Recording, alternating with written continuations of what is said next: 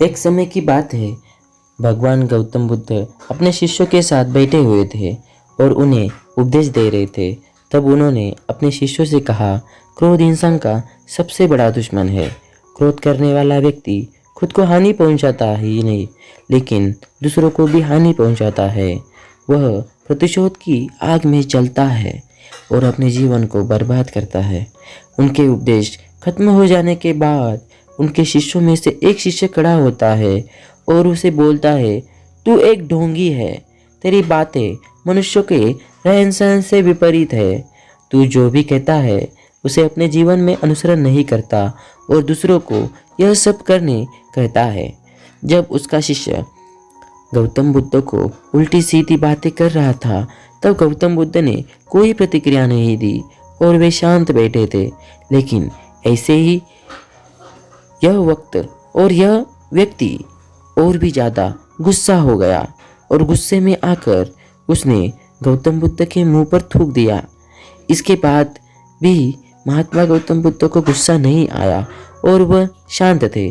उन्होंने अपने चेहरे से थूक को पोंछा और वह चुपचाप बैठ गए। यह सब देखकर उस शिष्य को समझ नहीं आया कि वह क्या करेगा।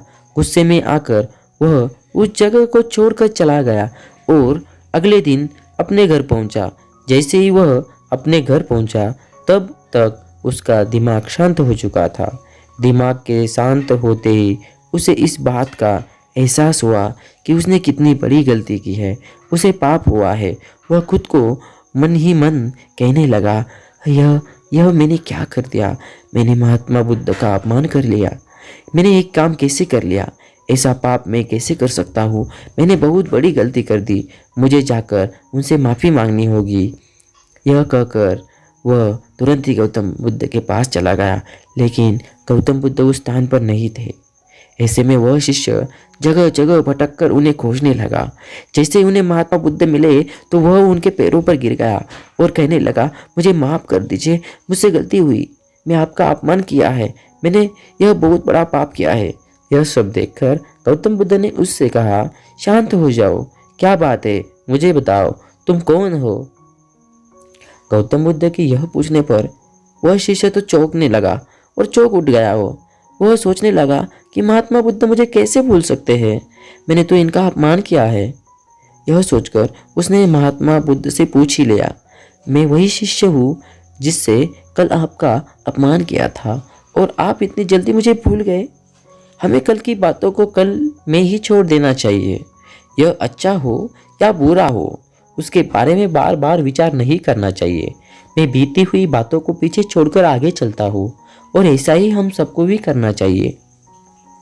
महात्मा बुद्ध ने उस शिष्य से कहा।